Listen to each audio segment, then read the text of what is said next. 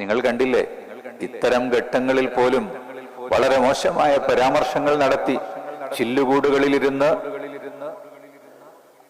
വളരെ മോശമായ പരാമർശങ്ങൾ നടത്തി പ്രക്ഷേപണം ചെയ്യുന്ന ആളുകൾ മഞ്ഞക്കുപ്പായമിട്ട് സാന്ത്വനം എന്നെഴുതി അതുപോലെ പല പേരുകളും വെച്ച് ദുരന്തമുഖത്ത് പോകുന്ന ആളുകളെ കണ്ടില്ലേ എന്ന് പറഞ്ഞ് കളിയാക്കുന്ന ചില ആളുകളുടെയൊക്കെ രൂപം കാണുമ്പോൾ അവരെപ്പറ്റി മനുഷ്യർ എന്ന് പറയുന്നതിൽ നിങ്ങളാരും എന്നോട് ദേഷ്യപ്പെടരുത്.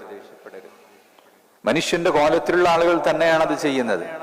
ദുരന്തമുഖത്തേക്ക് ഇവർക്ക് പോകാൻ ധൈര്യമില്ല.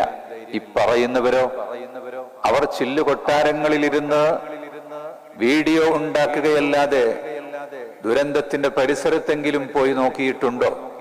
ഒരിറ്റു വെള്ളമെങ്കിലും ആർക്കെങ്കിലും എത്തിച്ചു കൊടുത്തിട്ടുണ്ടോ? ഉമ്മമാർ നഷ്ടപ്പെട്ടു പോയ കുഞ്ഞുങ്ങൾക്ക് അമ്മിഞ്ഞപ്പാല് കൊടുക്കാൻ ഞങ്ങൾ തയ്യാറാണെന്ന് പറഞ്ഞ് സ്വന്തം കുഞ്ഞിനെ മുലയൂട്ടുന്ന ഉമ്മമാർ രംഗത്ത് വന്നപ്പോ അതിനെ പരാമർശിച്ച് കളിയാക്കാൻ വേണ്ടി ആർക്കെങ്കിലും സാധിച്ചിട്ടുണ്ടെങ്കിൽ അവരെ മനുഷ്യർ എന്ന് നാം വിളിക്കുന്നുവെങ്കിൽ അത് നമ്മുടെ പാതകമാണ് എന്നേ മനസ്സിലാക്കേണ്ടതുള്ളൂ.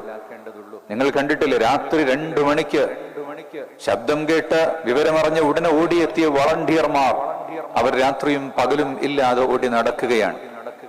ചാലിയാർ പുഴയിൽ മുങ്ങിക്കൊണ്ട് മയ്യത്തുകൾ എടുക്കുകയാണ് പാതിരാത്രിയിലും.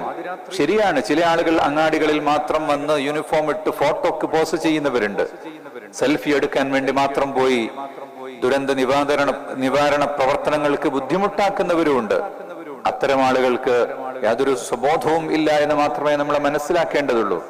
എന്നാൽ ഈ മലകളിലും കാടുകളിലും തകർന്നു കിടക്കുന്ന വീടുകൾക്കടിയിലും മരത്തിനടിയിലും ഇനിയും മനുഷ്യരുണ്ടോ, ജീവന്റെ തുടിപ്പുകളുണ്ടോ എന്ന് നോക്കുന്നവർ, അല്ല മരിച്ചു കിടക്കുന്ന മനുഷ്യന്റെ ജഡമുണ്ടോ എന്ന് പരതിക്കൊണ്ടിരിക്കുന്ന വോളണ്ടിയർമാർ ഇപ്പോഴും അവർ വളരെ സജീവമാണ്.